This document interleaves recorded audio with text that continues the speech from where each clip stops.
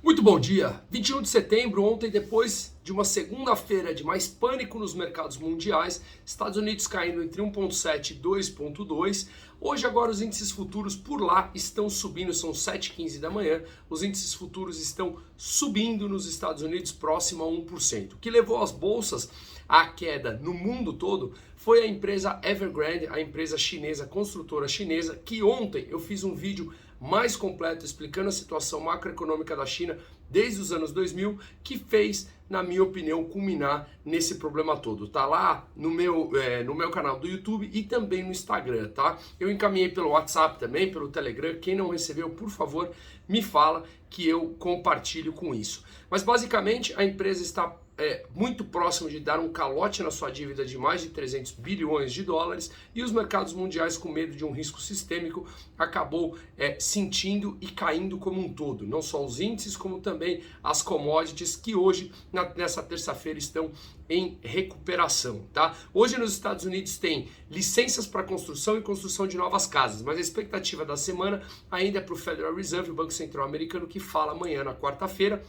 Mas como eu venho falando, quem me acompanha aqui diariamente, na minha opinião, não teremos nenhum tipo de alteração, seja na taxa de juros ou na compra de ativos, que deve se manter, na minha opinião, em 120 bilhões de dólares por mês nos Estados Unidos, tá? Ontem a Evergrande, como eu falei, ela caiu mais de 10%, puxando o minério de ferro para uma nova queda. Já caiu 55% em 2 meses o preço do minério de ferro, obviamente com receio de demanda menor da China, e ainda o governo que vem também limitando e intervindo nos preços sobre a demanda. Então, naturalmente, os preços caíram como um todo e acaba levando empresas mineradoras e siderúrgicas do mundo todo, tá? Se eu acredito, como eu falei no vídeo mais completo de ontem, se eu acredito que o governo chinês vai salvar, sem dúvida alguma vai injetar dinheiro e a gente vai continuar empurrando a poeira para debaixo do tapete. O problema é que vem daí o que a gente vem falando, que na minha opinião essa inflação ela é temporária, e a China ela pode passar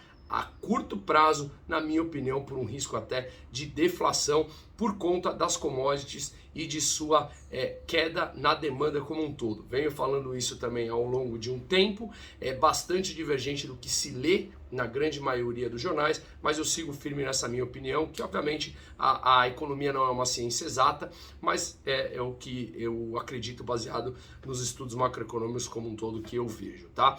Bom, a Indonésia manteve a sua taxa de juros inalterada em 3,5%, também como era esperado. Hoje tem a decisão de política monetária do Japão, que também não deve mexer na sua taxa de juros, e ainda tem essa semana a Noruega, tem os Estados Unidos, como eu falei, a Noruega pode ser o primeiro país da Europa desenvolvido a subir a sua taxa de juros, veremos. Os Estados Unidos, como eu mencionei agora aqui no começo do vídeo, e tem a decisão do Copom aqui no Brasil, que deve subir em 1% a taxa de juros, tá?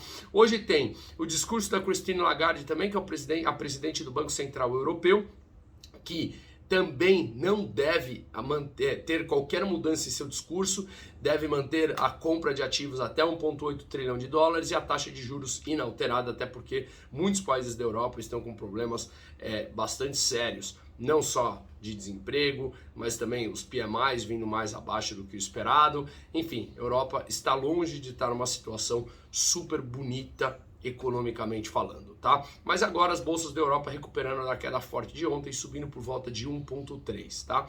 A OCDE ela projetou um crescimento mundial de 5,7 para esse ano, basicamente praticamente o mesmo que era falado desde maio, mas também, como quem me acompanha sabe que eu não sou muito fã dessas projeções, porque, de novo, tudo pode mudar muito rápido e eles simplesmente mudam as projeções assim do dia para a noite. Mas enfim, aí o Ibovespa caiu forte ontem também, fechou a 108 mil pontos, próximo disso, mínima do ano, tá? Foi o fechamento mais baixo desde 23 de novembro do ano passado, de 2020, e hoje o que a gente tem, o presidente Bolsonaro falando agora às 9 da manhã na Assembleia Geral da ONU em Nova York, e o secretário do Tesouro do Orçamento, Bruno Funchal, aqui no Brasil, falou que o Auxílio Brasil, o Bolsa Família, deve mesmo ficar em R$300, depois do aumento do IOF, que já tinha jogado as bolsas para baixo, que aumentou tanto para a pessoa física como para a pessoa jurídica, para quem toma crédito. Isso é uma notícia muito ruim, porque você pode encarecer, dificultar o crédito no momento que depende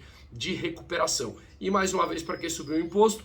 para pagar gastos do governo, seja do Bolsa Família ou de outro, mas seria muito melhor tirar de gastos governamentais, que o governo é o que mais gasta mal e o mais inchado no Brasil como um todo. Ao invés de tirar da classe produtiva privada, seria muito melhor cortar na cara aqueles gastos ineficientes que eles têm. Mas enfim, chegaremos um dia lá, até porque a reforma administrativa é uma das que estão em curso. Será aprovada, na minha opinião, sim, longe de ser a ideal, mas o importante é a gente começar e continuar esse processo de aprovações de reforma. Uma ótima terça-feira a todos, um forte abraço, Bruno Musa.